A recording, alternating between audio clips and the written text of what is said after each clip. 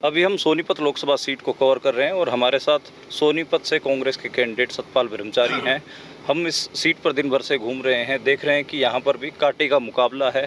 जिस हिसाब से एक प्रचार था पूरा कि मोदी लहर है, हरियाणा में रिजल्ट रिपीट होगा, 10 से 10 सीटें आएंगी, लेकिन जब ग्राउंड पे आप घूमते हैं तो आपको समझ में आता है कि हर सीट कहीं ना कहीं फंसी हुई है और एक हिसाब से कांटे का मुकाबला है। कांग्रेस के कैंडिडेट सतपाल ब्रह्मचारी से हम बात करते हैं कि किस किस्म का उनको रिस्पॉन्स मिल रहा है ग्राउंड पे जा और किन मुद्दों को लेकर वो चुनाव लड़ रहे हैं। सतपाल जी, किन मुद्दों को लेकर आप चुनाव लड़ रहे हैं, क्या बोल रहे हैं वोट मांगने के लिए लोगों से? देखिए, हमारी 5 न्याय यात्रा। अच्छा, ये आप साथ ही लेके चलते हैं? साथ लेके चलते हैं न्याय यात्राएं, ये जो न्याय गारंटी कार्ड आपका? न्याय गारंटी कार्ड है ये। हाँ हाँ।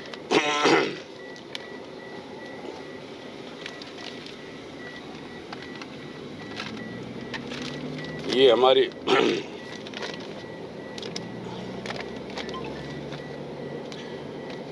कांग्रेस पार्टी का ये मैनिफेस्टो है। ये हरियाणा का है आपके सामने। 6,000 रुपये पेंशन करेंगे कांग्रेस की सरकार आने पे। 300 यूनिट बिजली फ्री है। 500 रुपये में गैस सिलेंडर रसोई। 2 लाख खाली सरकारी पदों पर योग्य है हरियाणवी युवाओं की समयबद्ध भर्ती।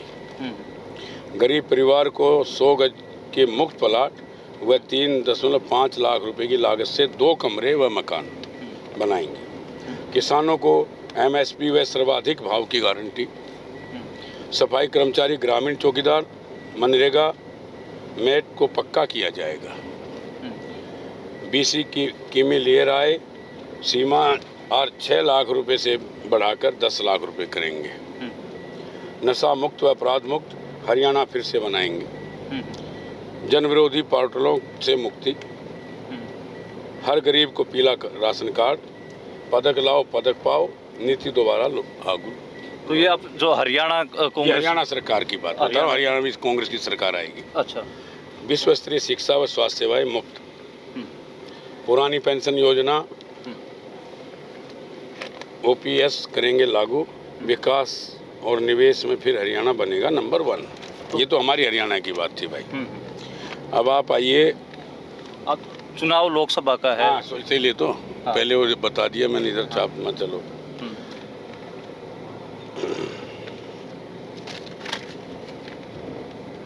तो हरियाणा का ही है। हरियाणा का ही। ये तो यही है। पीछे होंगे देखिए। ये कांग्रेस गारंटी कार्ड। अच्छा। श्रीमान राहुल गांधी जी ने जो मैनिफेस्टो बनाया है खड़गे साहब से मिलकर के, सोनिया गांधी जी से, कांग्रेस के बड़े नेताओं से, ऐसा मैनिफेस्टो पहली बार इतना बढ़िया कांग्रेस का मैनिफेस्टो आया है जिसमें गारंटी कार्ड बोला है इसको। हाथ बदलेगा, हालात बदलेगा। पहली नौकरी पक्की।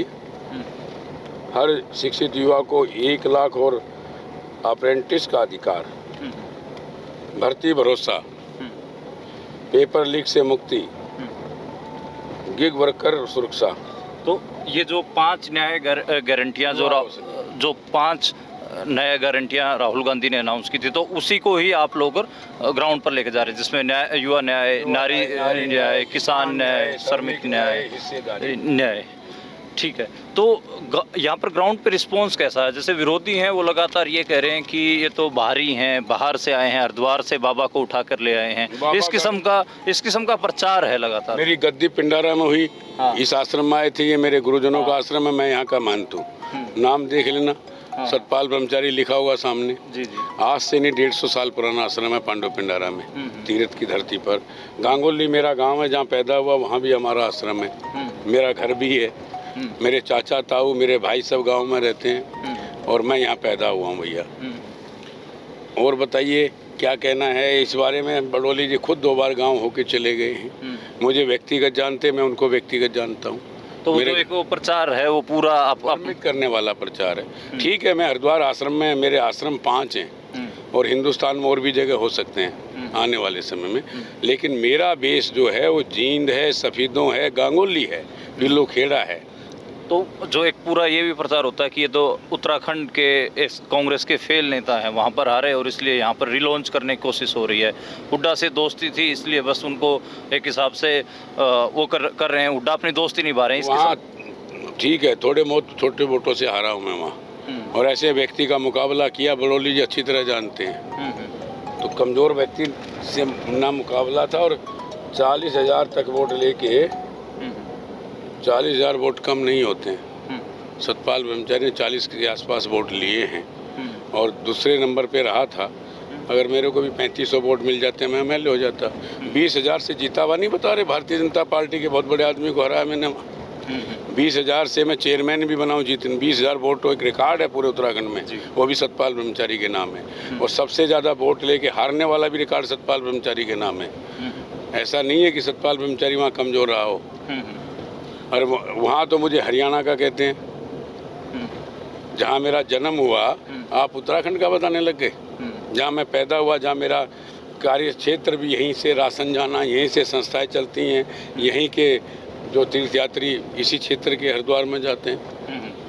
आप तो धर्म के बड़े ज्ञाता हैं। जो बीजेपी है वो लगातार धर्म आधारित राजनीति करती है, और धर्म में भी जो एक तो हिंदू धर्म है, एक हिंदुत्व की राजनीति है, तो वो प्रभावित नहीं करती गाँव में। आप देखते हैं कि उनकी तो प्रयोगशाला। बड़ा भक्त हूँ, उन्होंने खुद मुझे पुजारी बताया। मैं कह रहा मैं हाँ पुजारी हूँ, मैं भगवान का पुजारी हूँ, लेकिन 36 बिरादरी को बराबर मानता हूँ, सभी धर्मों का सम्मान करता हूँ।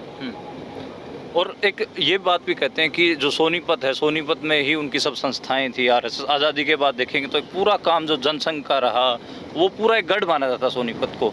लेकिन जीन वो अपना गांव जीत ले, बहुत बड़ी बात है। अपनी विधानसभा में जीत के आई, बहुत बड़ी बात है। किसान आंदोलन की धरती रहा जीन, तो आप गांव में जा रहे हैं तो किसान आपको मिलते होंगे। क्या किस किस्म की समस्याएं हैं इस इलाके में? किसान पीड़ित, गांव का प्रधान सरपंच पीड़ित, जो बेचारी हमारी आशा वर्कर्स हैं 4,000 रुपये में काम करती हैं, उन पे डंडे चलवाए, सरपंच पिटवाए, और अन्य जो भी जिसने भी ये जनतंत्र का राज है। जनतंत्र में सबको संविधान में अधिकार दिया है अपनी मांग मनवाने का, आंदोलन करने का, लेकिन उनको सबको उनकी बुरी तरह से बेरहमी से, चाहे महिला पीटी हों चाहे हमारे सरपंच पीटे हों, आपके सामने है। और किया क्या है एक बता दें कि हमने ये बहुत बड़ा काम कर दिया हरियाणा में। कोई काम की नौकरी के नाम पे ठेकेदारी प्रथा लागू कर दी। कौशल विकास करके कोई संस्था है, उसमें एमए पीएचडी किए हुए लोग 15-16 हज़ार रुपये में काम करते हैं। हरियाणा का युवा विदेश की ओर भाग रहा है, खाली हो रहे गांव के गांव। तो ये जो पलायन का मुद्दा है युवाओं का, रोजगार का जो मुद्दा है, रोजगार के लिए आदमी कहीं भी जा सकता है। जब यहाँ रोजगार नहीं मिला तभी तो गया। हरियाणा में आप किसी गांव में जाके देख लो, 100-150 बच्चे बाहर चले गए हैं रोजी रोटी के चक्कर में। वे कुछ कमाई हो, 15,000 रुपये में क्या खर्चा चल सकता है, वो अपना चला के देख ले जिन्होंने लागू किया है। 150-200 रुपये किलो की दालें हो गई हैं भाई। किसान को उसका रेट नहीं मिलता, और जो गरीब आदमी तो तरस गया दाल देखने के लिए भी, कहते थे दाल रोटी खा लेंगे। दाल रोटी का इतना महंगा भाव हो गया कि दाल तो मिल ही नहीं सकती। आप जाते होंगे, ग्रामीण गरीब आबादी भी देखते होंगे, तो ग्रामीण गरीब की आबादी में एक मुद्दा रहा, मैंने भी रिपोर्टिंग की है कि उसकी थाली से पोषण कम हुआ है। उसने दूध कम लेना शुरू कर दिया है, सब्जियां कम खा रहा है, दालें कम खा रहा है। जब रेट इतने हो जाएंगे तो कहाँ से खरीदेगा भाई? 15,000 की नौकरी नहीं बेचारे के। गरीब मजदूर रिक्शा चलाता है, कोई तांगा चलाता है, कोई खेत में काम करता है, मजदूरी कम है। सरकारी मजदूरी मेरे ख्याल 300 रुपये से भी कम है। ये मनरेगा में जब सरकार बनेगी तो 400 कम से कम 400 रुपये दिहाड़ी दी जाएगी।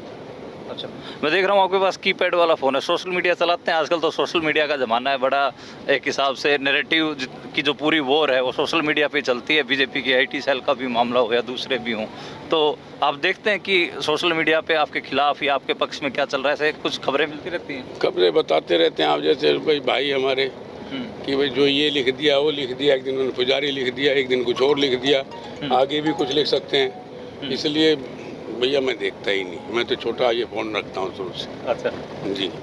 और मास कनेक्ट कैसा है आपका? अभी तो जैसे वर्कर्स हैं कांग्रेस के, एक खबर चली कि कुलदीप शर्मा नाराज हैं, नहीं, और ये नाराज है, वो नाराज है, तो अभी कार्यकर्ताओं को या नेताओं के साथ मुझे 32 गाँव घुमाया, एक दिन 32 गाँव ऑन रिकॉर्ड है।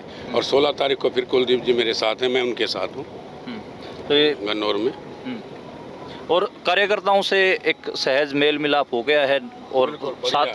साथ चल रहे हैं, तो जो एक थोड़ा अनिजी तो होता ही होगा कि आप आए हैं, और थोड़ा पहले टिकट अनाउंस होता तो पहले सबको जानता हूँ मैं, सारे क्षेत्रों में मैं अनभिज्ञ तो हूँ नहीं, लेकिन ठीक है थोड़ा दूरी रहती है, बड़ा क्षेत्र है सोनीपत लोकसभा, तो थोड़ा बहुत रहता है, लेकिन मैंने उसको बहुत नज़दीक से अपने कार्यकर्ताओं के साथ मिलता हूँ।